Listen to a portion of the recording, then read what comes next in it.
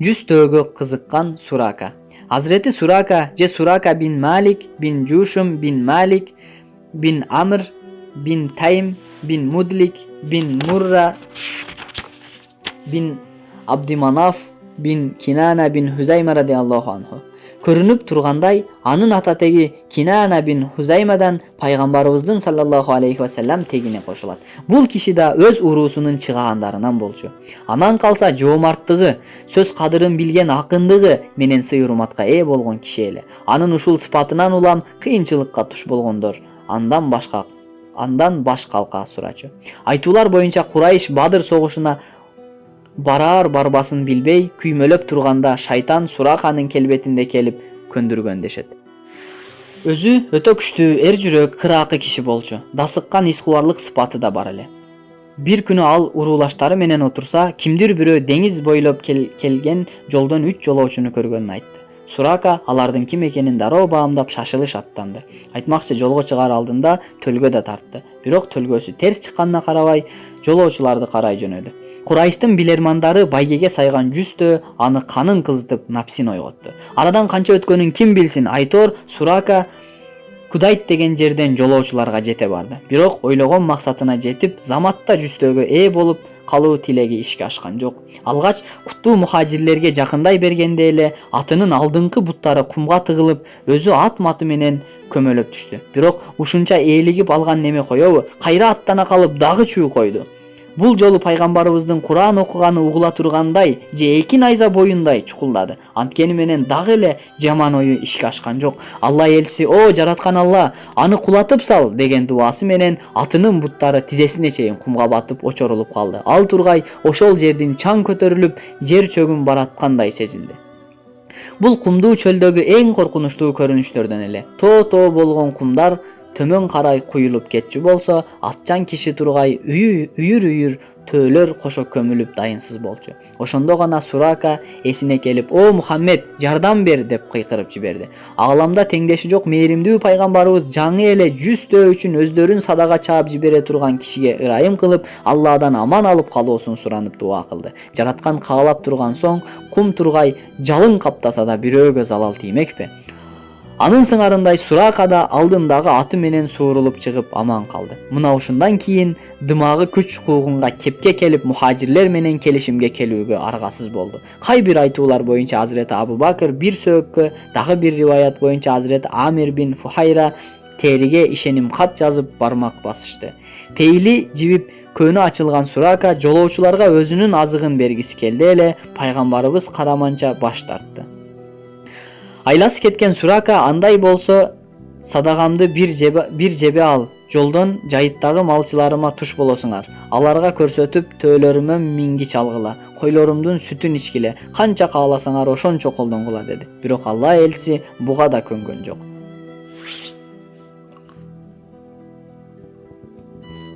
Кийин Мекке жеңишинде Сурака ошол күндөргө чейин жан адамга айтылбаган баягы келишимди көтөрүп келип, Жирана деген жерден пайгамбарыбызга жолугуп, исламды кабыл алаарын айтат. Алла элчиси: "Бүгүн кайрымдуулук, жакшылык кылуу күнү" деп анын шахадатын кабыл алат. Сурака ошол бактылуу жолугушуудан кийин өзүнүн туулуп өскөн жерине кайтып келип жашап калат. Бирок ал зекеттерин үзгүлтүксүз Мадинага жөнөтүп турган. Сурака Мадинага келген күнү пайгамбарыбыз анын колундагы кымбат баалуу белектерин көрүп туруп: "Алдыда Кисранын баасы жок, билериктерин тагынчу күндөр келет. Ошондо абалың кандай болор экен?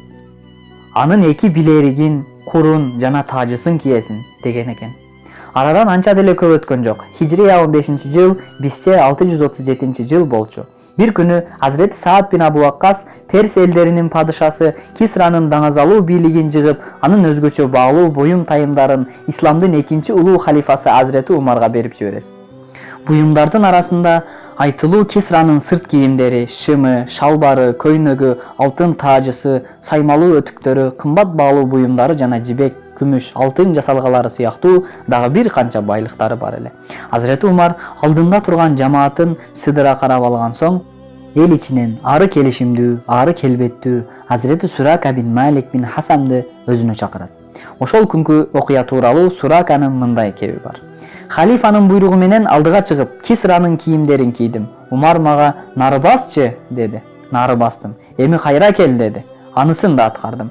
Бир саам карап турган соң, карагылачы, бир бөдө Кисранын кийимдерин кийип, тажысын башына кондуруп, кылычын курчатып турат. О Сурака, мына ушул Алла насип эткен күндөрдү көрдүңбү? Сенин Кисранын тажысы менен кийимдерин кийип, кылычын курчаарыңа ким ишенмек? Бул сен үчүн, сенин коомуң үчүн чоң сыймык деди. Анан аларды чечип берүүмдү буйрду. Эч ойлонбой чечип бердим. Ошондо ал: "О Аллахым, сен мындан пайгамбарыңды тыйдың. Ал сен үчүн менден да сүйкүмдүү, менден да алда канча жоомарт эле. Сен мындан Абу Бакырды да тыйгансың. Ал дагы сага мага караганда сүйкүмдүү, менден жоомарт эле. Аллахым, сен буларды мага насип эттиң. Эми булар мага азгырык болушунан корком" деди. Жана ошол жерде көз жашын жашыра албай ыйлап жиберди. Абдан катуу ыйлагандыктан ошол жерде тургандардын баары ага боор ооруй баштады. Андан кийин Абдуррахман бин Ауфка: "Буларды кечке дейре сатып жок кылууң үчүн сага тапшырдым" деди. Hazreti Suraka'dan Hazreti Abdullah bin Abbas, Hazreti Cabir, уулу Muhammed bin Suraka, Said bin Musayyab, Tawawus bin Kaysan жана башкалар хадис риваят кылышкан. Ал Хижрия 24-жылы, же 647-жылы Hazreti Осман халифа болуп турганда Мадинада дүйнөдөн кайткан. Hazreti Умму Маабад. Hazreti Умму Маабаддын атасы Hazreti Халид бин Хулайф Мункис бин Рабия бин Асрам ал-Хузайя эле. Ал пайгамбарыбыздын саллаллаху алейхи вассалам көзү тирүүсүндө каза болгон. Эл аны Ал-Ашар деген ат менен таанычу. Күйөөсү Hazreti Абу Маабад, Аксам бин Абил, Жуан, Тамим бин Абдуллузза бин Мункис бин Рабия. Hazreti Абу Маабад жубайы Hazreti Умму Маабадтын атасынын бир тууганынын баласы болгон. Пайгамбарыбыз менен жолдоштору хижрат кылып баратып, Кудайт деген жерде, же азыркы Хамд, Хаймату Умму Маабад деп аталган жерде анын чатырына токтошот. Бул жер Мекке, Мадина жолунун боюнда. Меккеден 90-150 километр алыстыкта жер. Жолоочулар бул үйдөн курма, эт, сүт сыяктуу азыктарды сатып алууну ойлошот. Бирок болушунча улгайган Hazreti Умму Маабадтын күтүүсүз келген конокторго бере турган эч нерсеси жок болчу. Аңгыча мухажирлер чатырынын түбүндө жаткан арык, кысыр коюн көрүп калышат. Бул башка койлорго кошулуп, жайытка жете албай тургандай алсыз чабыр кой болчу. Hazreti Умму Маабад конокторго ошол коюн союп берүүнү ойлойт. Бирок берекенин булагы болгон Алланын элчиси койду саап алайын деп уруксат сурайт. Үй ээси макул деген соң жаныбарга жакын келип, жонунан сылап, койдун желинин куттуу колу менен кармап: "Аллахым, бул койду берекелүү кыл" деп дуа кылат. Мына ушундан тартып сүттөн эч кабары жок, качантан бери кысыр калган койдун желини шипалуу сүткө толуп чыгат. Пайгамбарыбыз андан чоң кесе менен бир сүт саап алат да алгач Умму Маабадга сунат. Ал ичкенден соң дагы бир саап Hazreti Абу Бакырга берет. Андан кийин жол баштап келаткан Абдуллах бин Урайхтга, анын артынан Hazreti Амир бин Фухайрага берет. Эл башчысы деген эле кызмат кылган киши деп айткан улуу жол башчы саллаллаху алейхи вассалам акырында гана өзү ичет. Бирок Алланын элчиси ушуну менен эле токтоп калбайт. Ал Алланын кудурети менен берекеге толгон койду дагы саайт. Ошентип кутман жолоочулар 2 кеседен сүт ичишет. Курсактары тойгон соң 3-чү саанын Hazreti Умму Маабадга калтырат. Пайгамбарыбыздын колу тийген бул касиеттүү кой Hazreti Умар халифа болуп турган мезгилге чейин тагыраагы 18 жыл жашайт. Хижраттын 18-жылы болгон каатчылыкта Санату Рамада бул койдон эртели кеч көнөк сүт саап ичип турушкан. Бул тууралуу Hazreti Маабадтын жер бетинде жаны бар бир тиштем от таппай турганда биз ушул койдон эртели кеч сүт алып турчубуз деп айтканы да бар. Пайгамбарыбыз кеткенден кийин Hazreti Умму Маабадтын койлору төлдөп, малы көбөйгөн. Алла элчиси алар Мадинага барган сайын белек бечкек берип сыйлап турчу. Дагы бир риваятта Hazreti Умму Маабад жолоочулар үчүн кошунасын бир кой сурап келип союп бергени айтылат.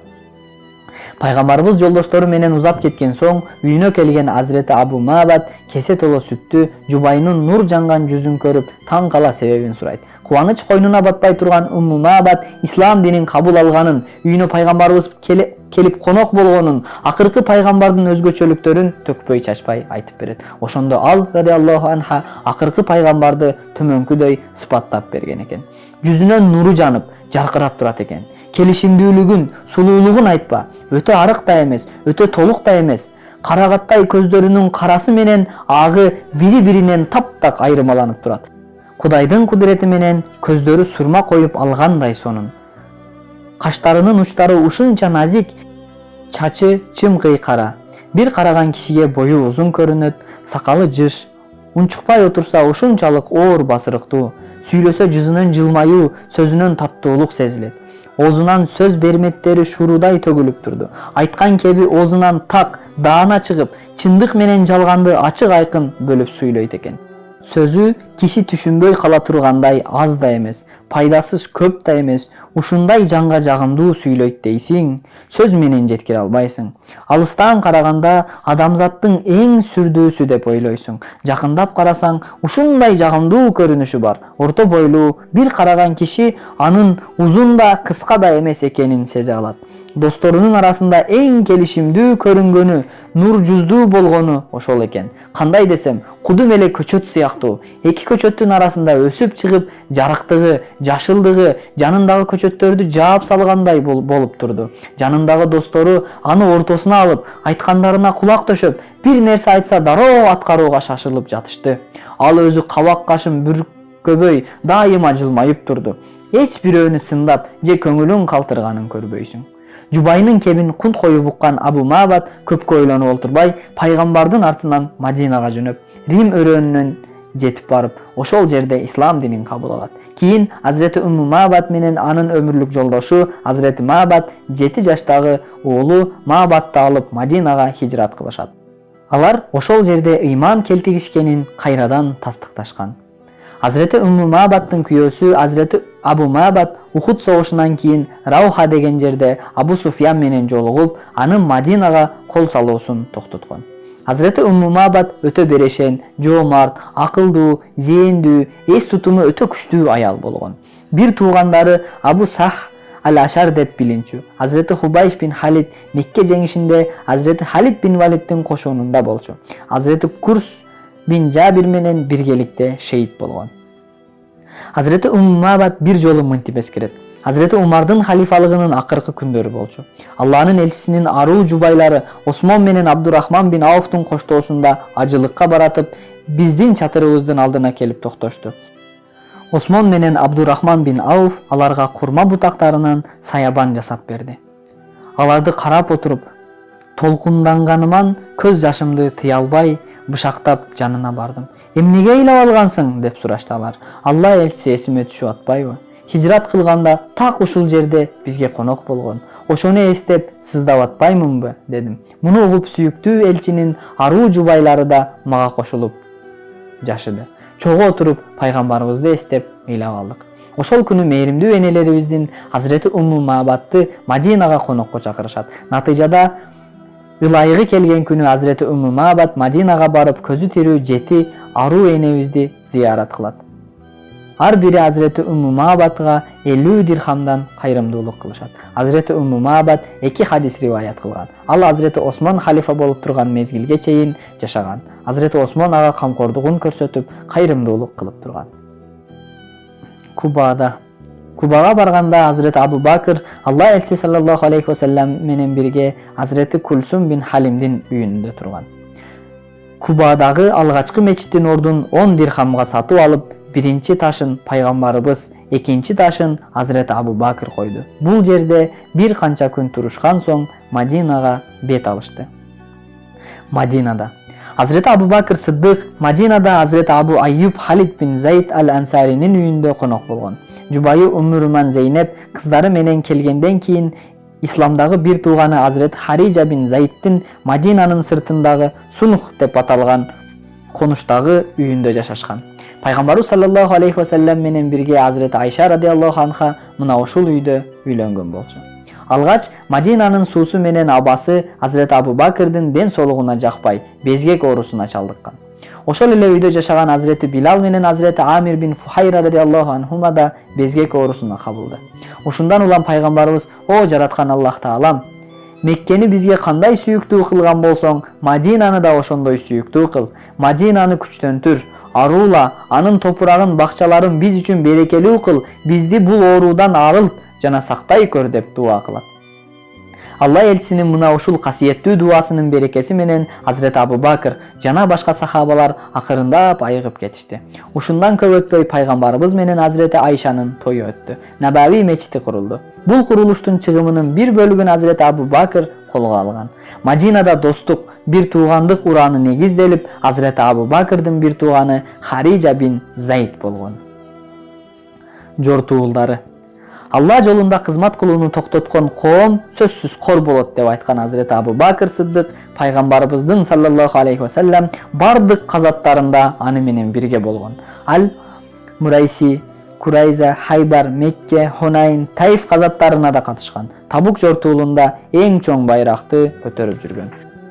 Пайгамбарыбыздын убагында дин душмандары мусулманчылыкка айыгышкан, сокко урушкан. Ушундан улам мусулмандар өзүнүн ыйманын, тутунган динин сактоого аргасыз болуп, кылычка кылыч, найзага найза менен жооп беришкен. Тагыраак айтканда, алгачкы мусулмандардын күрөшү толугу менен коргонуу күрөшү болгонун эстен чыгарбаш керек. Пайгамбарыбыз жетектеген күрөштөр Газва, казат деп аталган. Азирети Абу Бакр жогоруда аталган чоң казаттардан тышкары 30дан ашуун ыйык күрөшкө катышкан. Мусталык уулдарына, Фазара уулдарына багытталган жортуулда Алла элчисинин катарында болуп, Худайбия келишимине күбө болгон. Кандай казат, кандай жүрүш болбосун, дайыма пайгамбарыбыздын жанында туруп, анын вазири, жан жөөкөрү сыяктуу кызмат өтөчү. Айрыкча Бадир казатында мушриктерди колдон чыккан Карачекей уулу Абдуррахман менен аялсыз кармашкан. Чынында бул кармашта көптөгөн сахабалар атасы, уулу, бир тууганы, тайеке жээни менен бетме-бет келип, жан аябай салгылашкан. Мына ушул Бадир согушу менен мусулмандардын ислам динин бардык нерседен жогору коюшаары айгиленелген. Пайгамбарыбыздын абасы Хамза мусулман жоокерлердин катарында болсо, Аббас деген абасы душмандардын катарында эле. Бир жээни Убайда өзүнүн жанында болсо, Абу Суфьян менен Науфал деген жээндери мушриктер менен бирге турду. Ал тургай күйөө баласы Азирети Зейнептин күйөөсү Азирети Абдул Ас да пайгамбарыбызга каршы мушриктер менен чогуу согушка чыгууга аргасыз болгон. Анткени менен ислам тарыхында мындай сыноолор көп болгон. Бирок пайгамбарыбыздын убагындагы мусулмандар, ардактуу сахабалар бардык кыйынчылыкка туруштук берип, тоодой сабыры, көлдөй ишеничи менен жеңип чыгышкан. Кебибиз куру болбошу үчүн ошол кездеги эң кубаттуу мамлекеттердин бири Византия империясынын чабуулу тууралуу айта кетсек. Бул окуя хижраттын 9-жылы болду. Так ошол жылы Мадина өрөөнүндө кургакчылык башталып, ачарчылыктын арааны жүрүп турган. Эл жоого каршы аттанмак тургай, эптеп нан таап жегенге жарабай, бала чака боо түшүп сулап жаткан убак болчу. Мына ошондой капсалаңдуу күндөрдө жалпы мусулмандардын башына дагы бир кыйынчылык туулду. Бул кайгылуу кабар Шам тараптан келип, эл ичин муздак желдей аралады. Көрсө, айтылуу Византия мамлекети мусулман өлкөсүнө көз артып, калдайган аскери менен бери карай аттанып калган экен. Пайгамбарыбыз кабарды алары менен жамы жұртты чогултуп, жортуулга аттана турган жоокерлер үчүн ыйык газават үчүн каражат чогулта баштады. Алла элчисинин чакырыгын уккан мусулмандар аянып калган жок. Каржалып турат элек, бала чакага берерге аш таппай турат элек, ат көлүгүбүз арыктап, талаабыз кургап турат эле деп аянган бирөө болбоду. Баары тең колуна тийгенин ала чуркап пайгамбарыбызды карай жөнөдү. Баары тең бир нерселерди көтөрүп келатты. Бирөө ботолуу төөсүн жетелеп келди, бирөө козулуу коюн өңөрүп чыкты, бирөө бакчадагы курмасын терип келди, бирөө каптагы унун кагып келди. Азирети Осмон оңдуу берешен байлар мына кербенге чыгат деп турган төөлөрүн жүк мүгү менен ортого таштады. Бирок Азирети Абу Бакр өңдүү жоомарттар бала чакасын Аллага аманат кылдым деп туруп, бардык мал мүлкүн ыйык казат үчүн садака чапты. Ооба, бул кыйынчылыкты да мусулмандар ынтымак менен, биримдик менен, берешендик, жоомарттык, кайратмандык, көсөмдүк менен жеңди. Ал казатты да жеңди, ага чейинкилерди да жеңди.